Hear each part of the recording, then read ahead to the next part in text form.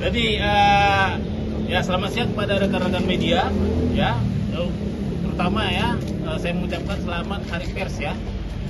Nah, jadi sekarang kan Hari Pers nih. Iya.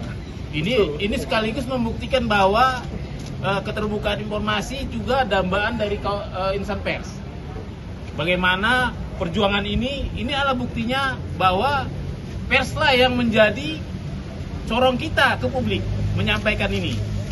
Ya, jadi terima kasih sudah hadir. Ya, saya juga mengucapkan terima kasih buat pemerhati demokrasi, juga keterbukaan informasi, dan terutama untuk masyarakat Indonesia yang selama ini mungkin mohon maaf kata ya kalau saya salah. Yang menurut saya sekarang ada tiga masyarakat Indonesia terbelah tiga ya.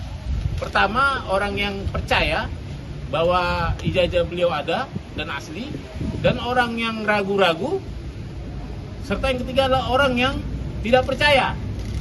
Nah, selama ini kita dijebak pada situasi sudah ranah keyakinan, bukan ranah ilmiah. Nah, dengan adanya ini ya, pada inti kita mencoba menawarkan suatu pendekatan baru, yaitu pendekatan fakta empiris. Karena saya peneliti, inilah hasil fakta empiris itu. Jadi saya harap masyarakat yang terbelah, yang tadi tiga itu, kembali ke jadi masyarakat ilmiah yang mari melihat ini semua sebagai alat sah untuk diteliti. Ya, ini tentunya sama-sama kita tahu bahwa proses ini kita mulai sejak 3 Agustus yang lalu dengan proses yang panjang dari awal permintaan informasi, lalu KPU mengeluarkan keputusan 731 untuk mengatakan bahwa informasi saya ditolak karena melanggar keputusan KPU 731. Setelah itu publik marah. Setelah publik marah, DPR juga ikut marah, Komisi 2 ikut memanggil mereka. Lalu setelah itu saya juga mengirimkan keberatan, dan keberatan saya itu dijawab dengan dicabutnya keputusan 731 dan disertai dengan diserahkan juga yang 2 ini, tapi ya dengan 9 item yang disembunyikan. Ya. Nah, lantas saya tidak puas, 9 item itu harus dibuka karena ini dalam rangka demokrasi, yaitu jendela keterbukaan informasi. Akhirnya saya sidang sengketakan di Komisi Informasi Publik, dan sampai 6 kali sidang ya sejak November ya. Akhirnya keputusan KIP mengatakan bahwa saya menang. Permintaan saya membuka 9 item diterima. Setelah itu KPU dikasih kesempatan untuk banding ke petun, dan itu yang ternyata KPU cukup bijak, tidak mau menggunakan uang rakyat untuk melawan rakyat. Ya, dengan kata lain, terima kasih KPU ya. Artinya memang ini buktinya bahwa tak sempat saya simpan ini, selalu langsung saya kasih ke publik. Nah, dengan begitu ya, mengapa intinya inti acara kita ini adalah menerima salinan resmi fotokopi ijazah ya. Ini saya fotokopi ijazah terlegalisir berwarna tanpa sensor. Menyambung kata Bang Mike tadi, inilah data ijazah pertama dari pintu depan KPU. Meskipun saya tahu, saya teliti banyak ijazah yang dari pintu belakang yang beredar ya. Nah, ini nanti akan kita teliti, tujuannya peneliti, mohon kita dibantu ya Pak publik. Isu ijazah ini kan sudah memecah kita jadi 3 kubu tadi. Nanti mari kita di medsos, di mana-mana kasih data yang benar. Ya. Yang pasti jangan sampai kita menjadi fitnah. Ya, jangan sampai kita terjebak perbuatan tidak menyenangkan, melanggar undang-undang. Kita ini bisa jadi peneliti dengan apa? Dengan data yang benar. Inilah data yang benar. Ini resmi dari KPU lembaga negara. Meskipun kan harus ingat bahwa ini memang benar data sekunder, tapi ini belum teruji secara klarifikasi maupun autentikasi. Artinya ini masih asumsi. Jadi mari kita meneliti dengan bijak. Artinya kalaupun nanti ini kita temukan benar atau salah, kita masih butuh yang namanya yang fisiknya, sumber fisik dari fotokopi ini. Ya. Jadi dari sini ya saya catat kita ini bisa, ini ada kelebihan dan kekurangannya dari fisik asli fotokopinya. Yang pasti yang kita minta ini kan untuk fotokopi terlegalisir 5 tahun, 5 periode, 2005, 2010, 2012, 2014, 2019. Yang ini baru 2. Nah, yang mengikuti sepanjang zaman itu adalah legalisir ini. Ini selalu identik membawa jejak-jejak administrasi.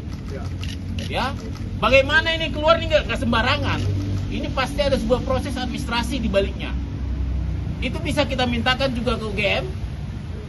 Dimulai dari siapa yang meminta, siapa yang melegesnya, siapa yang pihak KPU yang memverifikasi administrasi, ya itu bisa bisa jadi verifikasi validasi dokumen 5 dokumen tadi.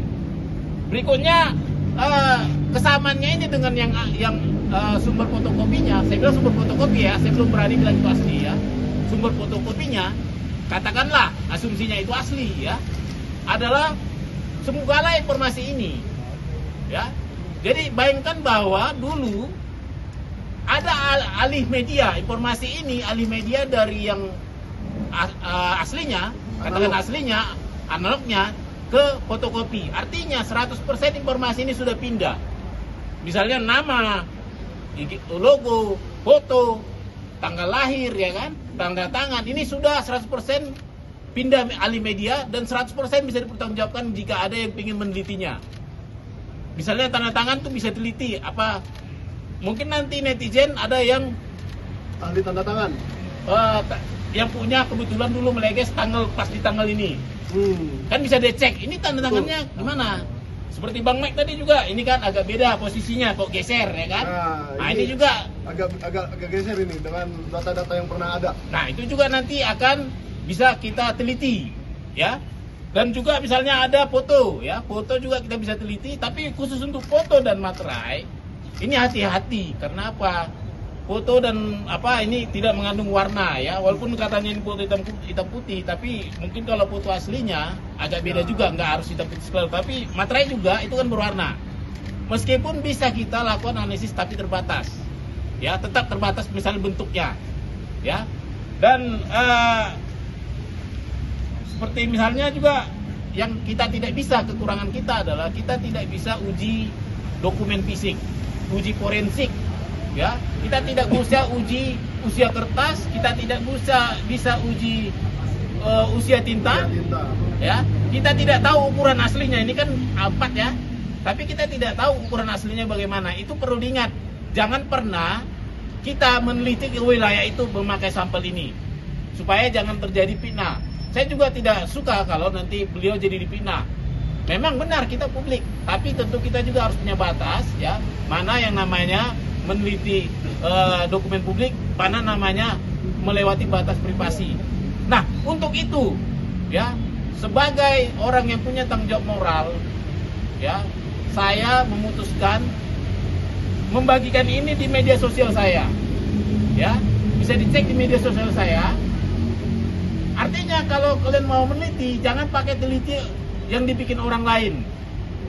Takut saya nanti karena ada kebencian, tiba-tiba foto dirubah jadi apa gitu kan, tanda tangan dirubah jadi apa, sehingga kawan-kawan terjebak pada fitnah karena meneliti sampel yang tidak sekunder. Ini kan sekunder ya, seperti itu. Jadi nanti silakan, nanti mungkin nanti malam saya akan upload ini. Nah, mari kita berdiskusi seluruh Indonesia, kita jadikan ini diskursus publik. Semua kita dari sini mari berbicara dengan gaya peneliti, tapi jangan sembarangan tuduh, seperti itu. Dan yang terakhir nih, saya mungkin harus mengucapkan terima kasih buat Bapak Prabowo ya, yang tetap menjaga iklim demokrasi. Kita tahu KPU ini kita ibaratkan adalah rumah demokrasi kita. Dan kita juga berterima kasih kepada KIP yang menjaga selalu supaya pintu KPU, pintu keterbukaan informasi KPU terbuka. Dan saya juga meskipun kita perjuangan panjang, saya juga berterima kasih ke KPU. Ya meskipun tadi sempat menolak permintaan informasi saya, sempat mengeluarkan peraturan 731, melakukan uji konsekuensi, sempat kita bersidang susah payah, sempat juga saling bantah membantah. Tapi itu sudah close, kita selesaikan permasalahan kita lanjut ke permasalahan bangsa yang lebih besar, yaitu bagaimana keterbukaan informasi selanjutnya. Saya rasa itu saja. Barangkali ada pertanyaan?